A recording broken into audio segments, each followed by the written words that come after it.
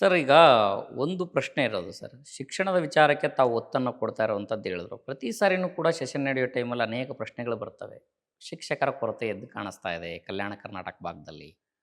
ನೇಮಕಾತಿಗಳು ಆಗ್ತಾ ಇಲ್ಲ. ಗುಲ್ಬರ್ಗ ಯೂನಿವರ್ಸಿಟಿಯಲ್ಲಿ ಉಪನ್ಯಾಸಕರ ಕೊರತೆ ಇದೆ ಅನ್ನೋಂಥದ್ದು.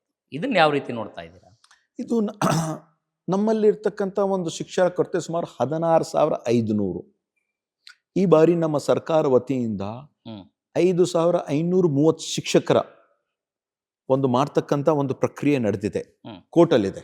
ಇಲ್ಲಾಂದ್ರೆ 5,530 ಶಿಕ್ಷಕರ ಒಂದು ನೇಮಕಾತಿನೂ ಕೂಡ ಆಗ್ತದೆ. ಶಿಕ್ಷಕರ ಕೊರತೆ ನಾನು ಬಗೆಹರಿಸಬೇಕು ಅಂತ ಹಿಂದೆ ಇರ್ತಕ್ಕಂಥ ನಮ್ಮ ಸರ್ಕಾರಲ್ಲಿ ಅತಿಥಿ ಶಿಕ್ಷಕರನ್ನು ಕೂಡ ನಾವು ನೀಡಿದ್ವಿ. ಸರ್ಕಾರ ವತಿಯಿಂದ ಮೊದಲನೇ ಕಂತದಲ್ಲಿ 10,500, ಎರಡನೇ ಕಂತದಲ್ಲಿ 5,000, ಉಳಿದಿದ್ದು ನಾವು 2,684 ಶಿಕ್ಷಕರು ನಮ್ಮ ಕಲ್ಯಾಣ ಕರ್ನಾಟಕ ಅಭಿವೃದ್ಧಿ ಮಂಡಳಿ ವತಿಯಿಂದನೂ ಕೂಡ ನಾವು ನೀಡಿದ್ವಿ. ಇದು ಒಂದು ಬಹಳ ದೊಡ್ಡ ಸಮಸ್ಯೆ ಇದೆ. ಇದ್ರ ಬಗ್ಗೆ ಚರ್ಚೆನೂ ಕೂಡ ಆಗಿದೆ. ಮೊನ್ನೆ ತಾನೇ ನಾವು ಒಂದು ಶಿಕ್ಷಣಕ್ಕಾಗಿ ಒಂದು ಎಜುಕೇಶನ್ ಎಕ್ಸ್ಪರ್ಟ್ ಕಮಿಟಿ ಅಂತಲೂ ಕೂಡ ರಚನೆ ಮಾಡಿದ್ವಿ. ಮೊದಲ ಬಾರಿಗೆ ಇದು ಮಾಡಿದ್ವಿ. ಡಾಕ್ಟರ್ ಛಾಯಾ ದೇವಗಂಕರ್ ಅಂತ, ಅವರು 42 ವರ್ಷದ ಅವರಿಗೆ ಎಕ್ಸ್ಪೀರಿಯನ್ಸ್ ಇದೆ in the field of education.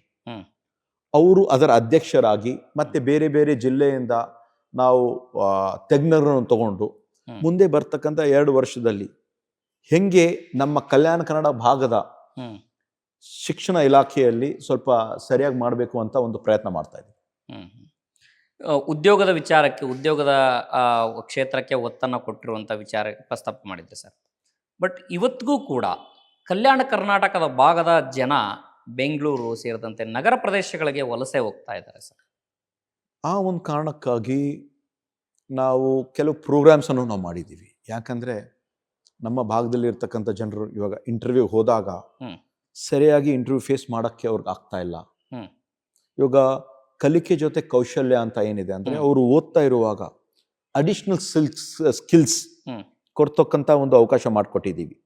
ಅದು 25,000 ಜನರಿಗೆ ಅನುಕೂಲ ಮಾಡ್ತಾ ಇದೆ. ಸೊ ನಾಳೆ ಅವರು ಫೇಸ್ ಮಾಡಬಹುದು ಅಂತ ಆ ಒಂದು ಕಾರಣಕ್ಕೆ ಕೊಟ್ಟಿದ್ದೀವಿ. ಅದಲ್ಲದೆ ಹಳ್ಳಿಯಲ್ಲಿರ್ತಕ್ಕಂಥ ಜನರಿಗೆ ಯಾರು 7th, 8th, 9th, 10th dropouts ಆಗಿರ್ತಾರೆ, 12th ಡ್ರಾಪ್ಔಟ್ಸ್ ಆಗಿರ್ತಾರೆ, ಅವ್ರಿಗೂ ಕೂಡ ಸೆಡಾಕ್ ಅವ್ರ ಜೊತೆ ಸೇರಿ ಒಂದು ಟ್ರೈನಿಂಗು ಕೂಡ ನಾವು ನೀಡ್ತಾ ಇದ್ದೀವಿ.